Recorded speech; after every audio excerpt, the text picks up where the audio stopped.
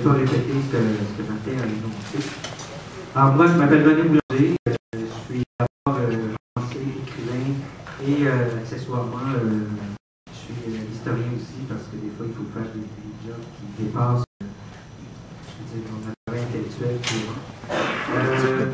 C'est une organisation qui s'appelle l'Organisation du Québécois, qui est un journal qui s'appelle le Journal de Québécois. Et avec mon bon ami Mario Beaulieu ici de la Société Saint-Jean-Baptiste, l'été dernier, il y a un événement qui m'a vraiment poussé à adhérer à cette coalition-là. C'est le fait que le fameux McGill Center qui va être construit sur le site Laine à Outremont, il venait de tenir un test du gouvernement fédéral pour construire le fameux centre de le VHU. Alors, au même moment, la demande de l'Université de Montréal avait été, elle, refusée, pour des raisons qu'on ne connaît absolument pas. Le directeur du CHUM a été limogé. Et on s'aperçoit que derrière tout ça, je veux dire, c'est éminemment politique, le fait de favoriser McGill au détriment de l'Université de Montréal. L'Université de Montréal a presque pas de fonds particuliers. Je veux dire, un projet de cette envergure. L'Université de McGill a une réserve de 800 millions, pas loin de 1 milliard. Il pourrait pratiquement construire ce méga-CHU-là tout seul. Alors, on s'est aperçu que, écoutez, il y a eu de la manipulation politique derrière tout ça.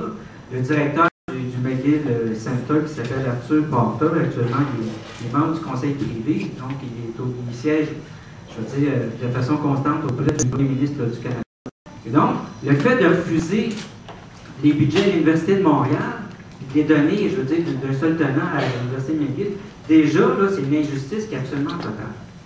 Sur le plan du dossier national, il y a un scandale là qui est extraordinaire.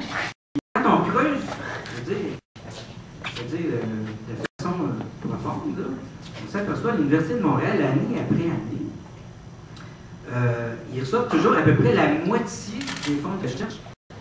Comparé à ceux de McGill, McGill a toujours le double des fonds de recherche. Et pourtant, l'Université de Montréal et l'UQAM ensemble, l'Université de Laval, donc ça représente quand même plus de 80% de la population française, puis on ne parle pas de la population immigrante normalement qui devrait s'intégrer au système français.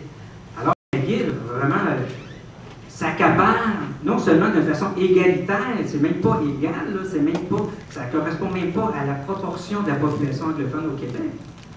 C'est qu'ils ont le double du financement de l'Université de Montréal en recherche, année après année.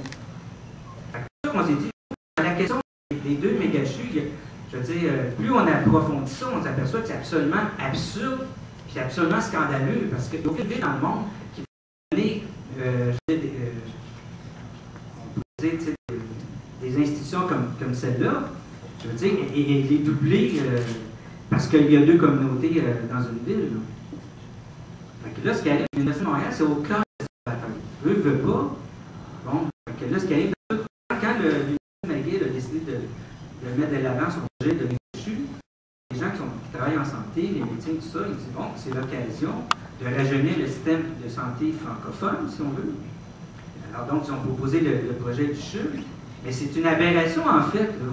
Parce que quand on arrive à ce niveau-là de ce qu'on appelle la médecine de pointe, la médecine de recherche, c'est des institutions nationales, puis un pays comme le Québec, ou une nation comme le Québec, n'a pas les moyens de se payer deux infrastructures de la sorte.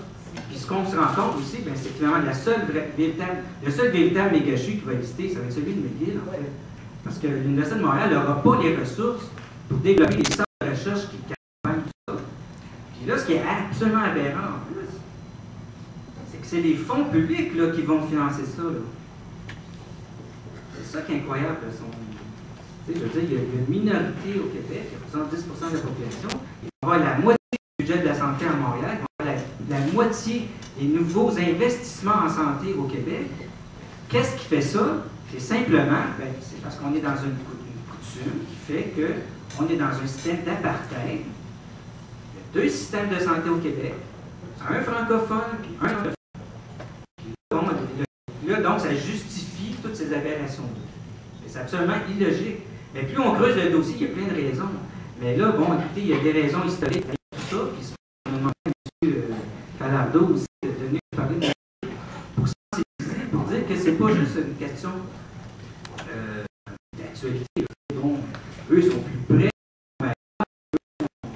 C'est les géants de la recherche. Ils ont des cerveaux comme ça. L'Université de Montréal, ça doit être des petits cerveaux comme ça. Alors écoutez, je pense que l'Université de Montréal, il est temps que les étudiants se rappellent un peu. Quand cette université-là a été fondée, c'était pour rattraper, je veux dire, bon, au niveau des institutions, l'injustice.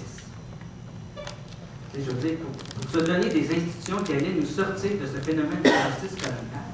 C'est comme si au Québec, on peut dire de 50 ou 60 ans, tu avais le peuple qui était français, puis tu avais la bourgeoisie qui était anglophone.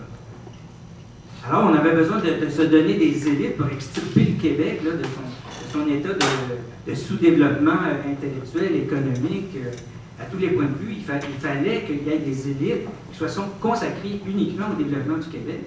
Puis là, ça donnait la Révolution tranquille dans les années 60.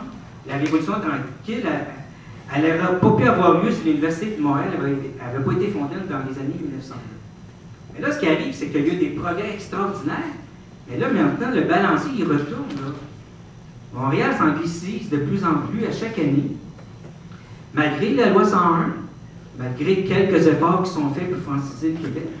Mais là, c'est sûr que les institutions vont jouer un rôle majeur. Parce que là, si Dawson, bon, je veux dire, s'étend, si Concordia s'étend, puis que là, toute la nouvelle population montréalaise, la population qui est issue de l'immigration s'intègre dans ces institutions-là, imaginez, à partir du moment où McGill, je veux dire, devient la grande institution nationale au Québec, écoutez, je veux dire, la principale institution universitaire au Québec, ça va être McGill. Le principal centre hospitalier, ça va être le McGill Center. Tout ça dans une forteresse anglophone dans l'ouest de Montréal. Est-ce que c'est le Québec, ça? Fait que là, on est rendu à un point où on doit se dire, est-ce que les intérêts de McGill et les intérêts du Québec et des Québécois correspondent? Il faut vraiment se poser la question. Puis là, actuellement, elle n'a pas été posée. Il y a le docteur Denis Lazur qui est décédé un petit peu trop rapidement, puis lui, il l'avait posée, puis il avait fondé cette coalition-là. Puis ben, là, on s'aperçoit au fur et à mesure que ça se développe, c'est sûr que ça n'a aucun sens. C'est une aberration sur le plan économique, sur le plan clinique, puis surtout sur le plan politique. Parce que ça veut dire, si on laisse faire ça, l'Université de Montréal, ça va rester une université. Comparé à McGill, ça va être comme Sherbrooke, comparé à une grande université internationale. C'est pas ça. Pas de ça dont on a besoin, certainement. Alors ça, là, il faut plonger cru dans notre histoire, parce que pour voir comment on arrive à des aberrations comme ça, c'est parce qu'il y a un écran devant nous. Hein? C'est ça, on part le matin, on va suivre nos cours. Bon, les étudiants de McGill, on les aime beaucoup, ils vont suivre leurs cours, mais structurellement, ce qui se développe, c'est un retour de l'histoire. On est en train de se faire planter. On est en train de se faire planter. On va payer notre défaite de 1980, puis on va payer notre défaite de 1995. Le gouvernement fédéral s'insère dans tous ces réseaux-là d'institutions-là. Il privilégie McGill, mais à l'os et à l'os. Alors, c'est sûr qu'il y a quelque chose. Alors, nous, si on poursuit là, notre petit lapin, on dit on va avoir notre petit CHUM. On va avoir notre CHUM, mais il n'y aura pas de centre de recherche qui va accompagner le CHUM. Alors ça, c'est pas juste une aberration, c'est une abomination.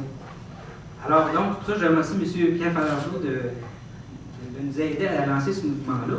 On sait très bien que pour cette coalition-là, elle a des chances de se faire entendre. Il faut que l'Université de Montréal réussisse elle-même à s'approprier cette question-là. Alors c'est pour ça qu'on est ici aujourd'hui. Puis on vous remercie beaucoup d'être là. Alors je vais laisser la place à M. Falardeau.